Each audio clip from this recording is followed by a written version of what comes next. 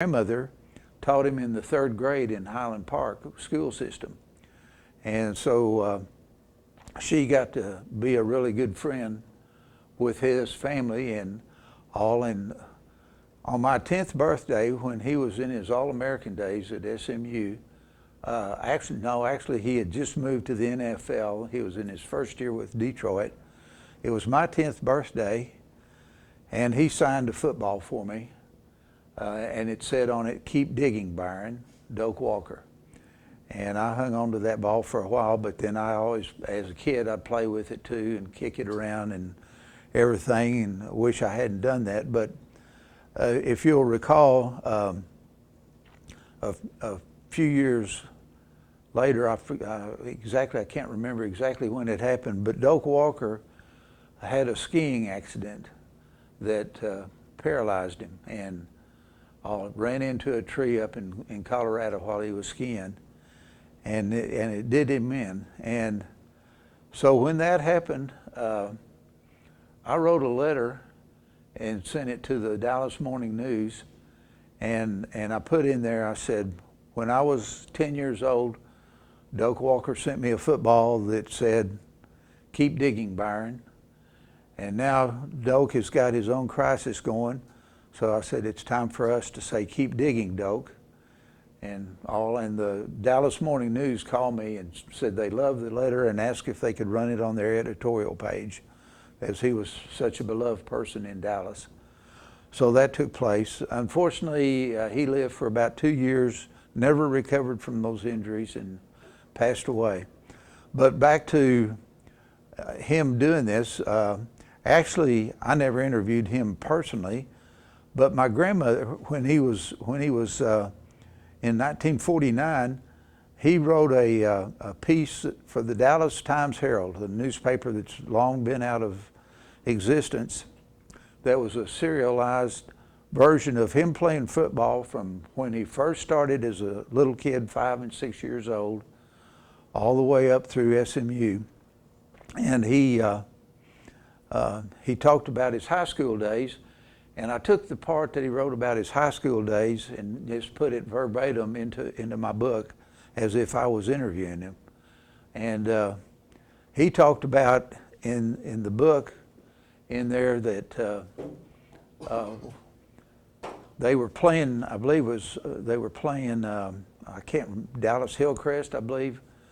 And the coach sent him in to kick an extra point, and he missed it. And they scored again, and he sent him in to kick an extra point, and he missed it. 3rd time this happened. And at this point, he thought, okay, my career is over with. They're never going to use me again. But later in the game, they scored a 4th touchdown. The coach sent him back in. He finally got the kick, and he felt good. But he started off talking about how he had let his team down by missing the first 3 extra points of his career. So he was one. Then the one that stood out to me the most for the guilt was Lance McElhaney. He played for Highland Park in the mid-'70s as a quarterback before he went on to play for SMU, where he set all kinds of Southwest Conference records, which, if I remember correctly, all of his records are still standing, and all from the Southwest Conference.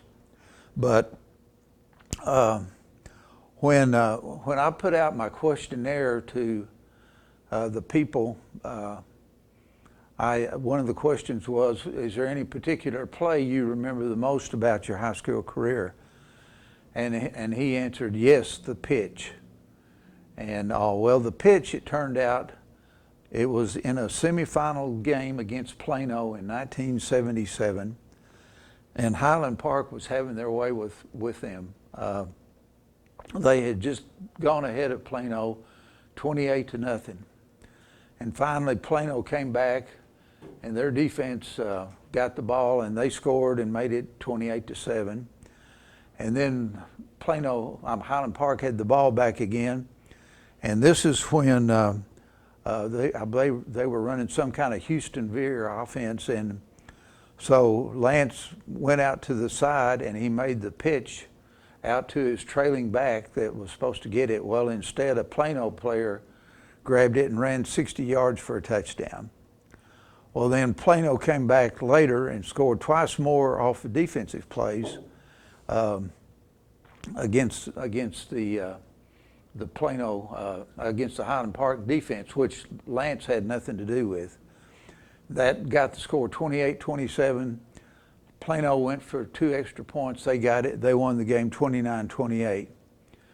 But Lance, I felt so bad for him that all these years later, he was still plagued with the fact that he made that pitch that helped keep Plano in the game that they ultimately won. And the last one like that was Kenneth Davis from Temple. In 1978, in a playoff game, Bob McQueen asked him to try a 56-yard field goal, which he assured Bob McQueen he could make, and he missed it. And he said he cried because it ruined the season for his older brother and everything. But the next year, playoff game, Bob McQueen gave him the ball, told him to carry the ball, and he ran a 29-yard touchdown and kept it going, and they won state that next year. And so he was so grateful for Bob McQueen giving him the chance back. A couple of other comments. There's 2 museums in my book that should be on everybody's bucket list. One is in Brownwood, one is in Cuero. In Cuero, there's a cheerleader whose shoes, Saddle Oxford cheerleader shoes, are in a trophy case with a hole in one of the shoes. That girl wore those shoes for 45 straight games. They had a 44-game win streak. And that 45th game, they were playing for the state championship and lost. And she wore those shoes all the way through so nobody would be jinxed with it. Then the other thing, Hondo was in my book, and it was interesting that for 25 years they did not allow their 7th and 8th graders to play football. So some people said that was an advantage to them, some said it was a disadvantage, but they managed to thrive without having a 7th and 8th grade program. The other thing about Hondo, their football stadium is one to be seen. Their superintendent, right after World War II, got a hold of surplus military airplane landing strips that had been used in the Pacific during the war to allow our planes to have better landing facilities on the islands in the Pacific. And they bought a bunch of those, and they have built the stadium out of those landing strips. It's very unique to see. The stadium also, until they got artificial turf in 2006, the south end zone was 3 feet smaller or lower than the north end zone. So it was literally going uphill to get there. And they also had oak trees on each end of the field. And extra points and field goals would often end up in the oak trees and couldn't be dislodged.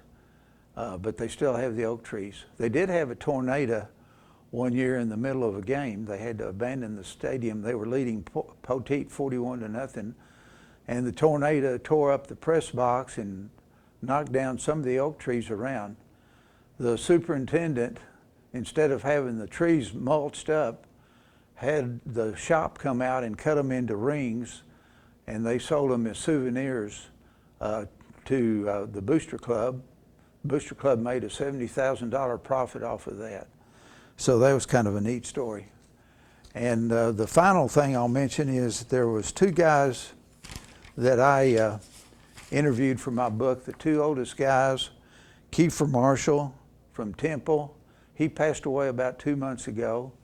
He played in the 39, 40, and 41 seasons for them. Played for 2 state championships. They lost both times. He went to the University of Texas on a scholarship. World War II was going. He enlisted in the Marines. He was in the battle at Iwo Jima. He was with a group of 251 other Marines. They got pinned down by the Japanese. He was one of only 6 that survived the war, or survived that battle.